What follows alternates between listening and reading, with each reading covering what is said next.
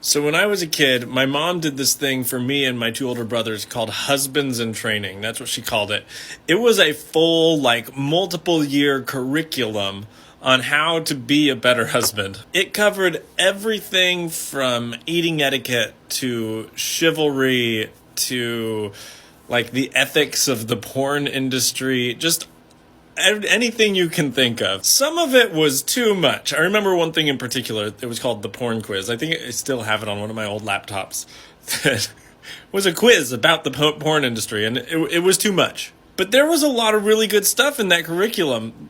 There were things like what to do if your spouse says something and the information that they give is wrong.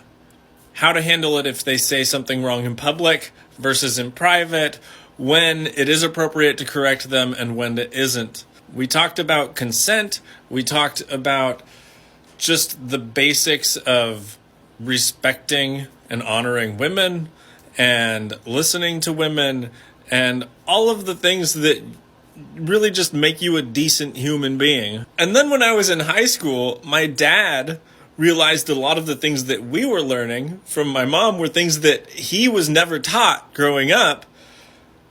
And so he decided he also wanted to take Husbands in Training. So myself, my brothers, and my dad were all learning how to be better men from my mom through this Husbands in Training course. And my mom even made certificates of completion that she signed and gave to each of us on our wedding day. There are parts of this curriculum that should never see the light of day, like the porn quiz. But there's a lot in it that I think I will revive to do with my son.